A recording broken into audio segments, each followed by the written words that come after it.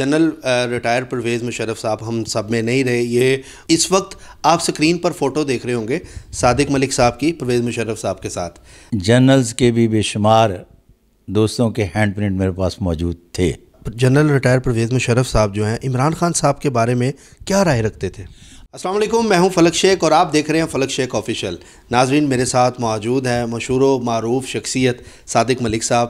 آپ ہمارے پروگرامز دیکھتے بھی ہیں، لائک بھی کرتے ہیں. بہت زبردست جو ہمارا لاسٹ پروگرام ہوئے ہیں وہ بھی آپ نے دیکھا اور بہت زیادہ اس پر آپ نے پیار دیا ہے. ناظرین، میں آپ کو بتاتا چلوں، جنرل ریٹائر پرویز مشرف صاحب ہم سب میں نہیں رہے. یہ گزشتہ روز بہت سی آپ نے دیکھا ہوگی خبریں چلی ہیں اور اللہ تعالیٰ ان کے درجات بلند کرے، وہ ہم میں نہیں ہیں. اس وقت آپ سکرین پر فوٹو دیکھ رہے ہوں گے صادق ملک صاحب کی پرویز مشرف صاحب کے ساتھ. یہ ان کی ملاقات ہوئی تھی، انہوں نے ان کا ہاتھ بھی دیکھا تھا پرویز مشرف صاحب کا. تو آج ہم جنرل ریٹائر پرویز مشرف صاحب کے بارے میں جو ہمارے بیچ میں نہیں رہے تھوڑی سی ان کی یاد تازہ کریں گے اور عمران خان صاحب کے حوالے سے بھی اس ٹاپک میں ان کو ڈسکس کریں گے. پہلے کرتے ہیں سلام و دعا. السلام علیکم سر. وعلیکم السلام ورحمۃ اللہ وبرکاتہ. کیسے ہیں آپ؟ سر شکر الحمدللہ، میں بالکل ٹھیک ہوں. آپ کیسے ہیں؟ الحمدللہ.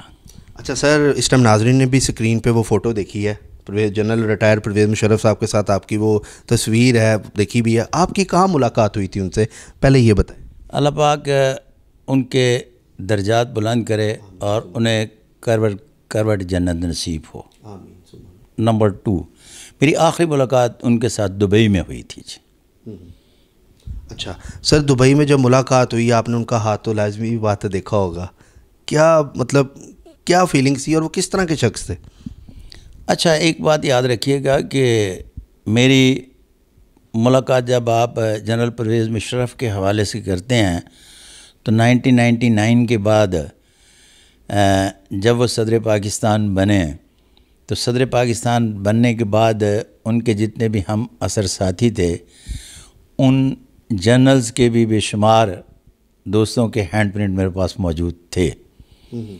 میں اب آپ کو کہانی سنانے جا رہا ہوں جو وہ ایک ایسی دلچسپ کہانی ہے کہ ناظرین، مقدر کیا ہوتا ہے. آدمی کسی سے تو لڑ سکتا ہے، مقدر سے نہیں لڑ سکتا. ہوا کیا، آپ اقتدار میں آئے، کس طرح سے آئے سب جانتے ہیں. پھر اس کے بعد ان کا ایک ٹینیور بنا. ٹینیور بننے کے بعد ہمیشہ خیر خواہ اور بد خواہ بھی ہوتے ہیں.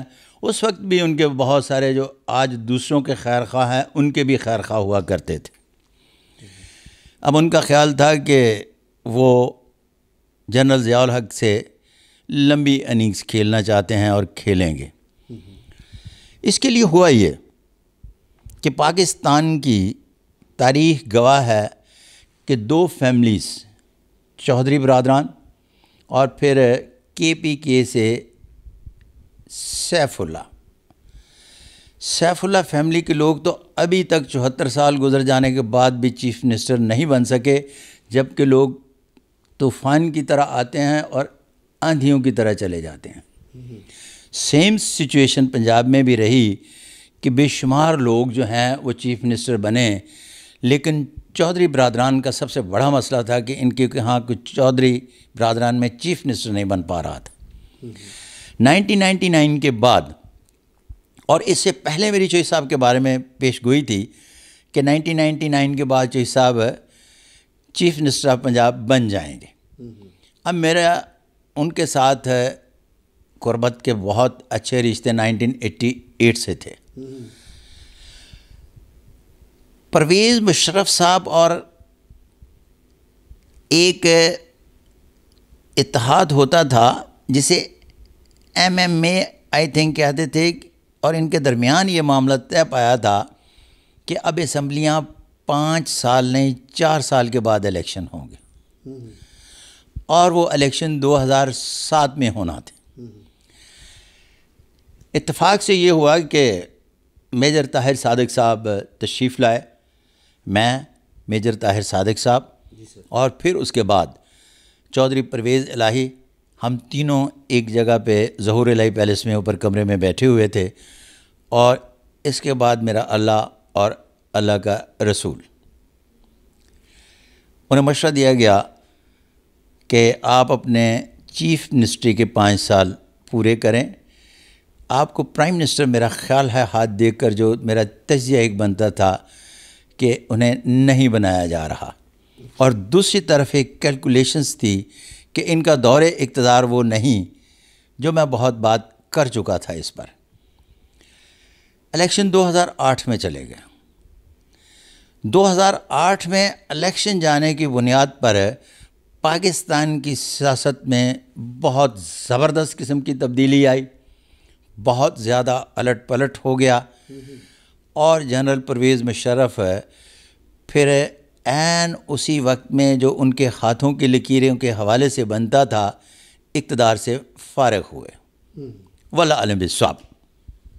زبردست. اچھا سر، مجھے بتائیں کہ آپ نے یہ تو بڑا اچھا یہاں پہ بتایا، عوام کو اویئر بھی کیا. اب مجھے یہ بتائیں کہ جنرل ریٹائر پرویز مشرف صاحب جو ہیں عمران خان صاحب کے بارے میں کیا رائے رکھتے تھے؟ اچھا، دبئی میں جب میری ان کے ساتھ گپ شپ ہو رہی تھی تو اس وقت انہوں نے خان صاحب کے بارے میں بات کی. اچھا. تو جب بات کی تو جنرل صاحب کہنے لگے کہ شروع میں ان کو جب کہا گیا الیکشن کے لیے تو ان کا خیال تھا کہ ان کی پارٹی جو ہے پاکستان میں بہت بڑی اکثریت سے جیتے گی. تو انٹیلیجنس بیورو کی جو رپورٹس تھیں اس کے مطابق بڑی مشکل سے وہ 5-6 سیٹیں نکال سکتے تھے، جبکہ الیکشن کے بعد خان صاحب نے صرف 1 سیٹ پر جیتے. تو خان صاحب کا اپنا ایک رویہ تھا اور جنرل صاحب کا اپنا ایک رویہ تھا، اور ہمیشہ ان کی زندگی میں عمران خان اور جنرل پرویز مشرف صاحب کا رویہ مس میچ رہا، کبھی بھی میچ نہیں ہوا. واللہ علم بالصواب. میچ نہیں ہوا. اچھا سر، پرویز الہی صاحب کی میں تھوڑی سی یہاں پہ بات کروں کہ بہت سے اسٹرالوجرز سے جن کے میں نے انٹرویوز کیے، انہوں نے یہی کہا کہ عمران خان صاحب کے ساتھ آپ یہ ساتھ جڑے رہیں گے. پرویز الہی صاحب، آپ نے ان کا ہاتھ بھی دیکھا ہوا ہے، تو مجھے بتائیں کہ آپ کو کیا لگتا ہے کہ ان کا فیوچر اب کیسا ہے؟ اب دوبارہ جب بنے ہیں چیف منسٹر تو اس وقت میں نے جی کے سنگ پروگرام کیا تھا، تو اس میں گزارش پیش کی تھی کہ چودھری صاحب بہت زیرک سیاست دان ہیں، ایک میان میں 2 تلواریں نہیں سما سکتی. نمبر 1. نمبر 2، چودھری صاحب کے بارے میں ایک بات طے شدہ ہے کہ یہاں بھی میں ایک چھوٹی سی کہانی آپ کو سناتا چلوں کہ کسی اسٹرالوجر نے اور پامیس نے یہ ہاتھ دیکھ کر چودھری صاحب سے کہا تھا کہ آپ کے ہاتھ پر چیف منسٹر کی لکیر نہیں پائی جاتی. تو اکثر چودھری صاحب کہا کرتے تھے کہ میرے ہاتھ پر تو سی ایم کی لکیر ہی نہیں ہے. تو میں نے ملاقات کے بعد کہا کہ آج کے بعد یہ اپنا بیانیہ جو ہے بند کریں گے. حضور، آپ کے ہاتھ پر چیف منسٹر کی لکیر ہے اور آپ چیف منسٹر بن رہے ہیں. اور 99 کے بعد جب وہ چیف منسٹر کے عہدے کا ذکر تھا تب ایک بہت بڑے میگزین نے لکھا کہ صادق ملک کی پیش گوئی تھی کہ یہ چیف منسٹر بنیں گے، ان کی اسپیکرشپ بھی جاتی رہی.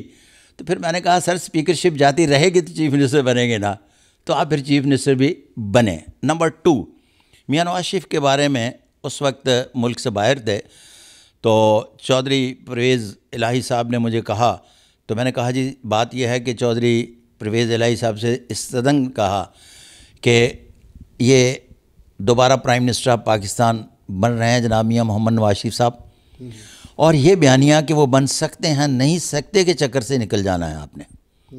آپ نے جب بھی بات کرنی ہے تو کوشش یہ کرنی ہے کہ میاں نواز شریف دوبارہ پرائم منسٹر آف پاکستان بن رہے ہیں. تو اس پر بھی میری بات چودھری صاحب سے ہوئی.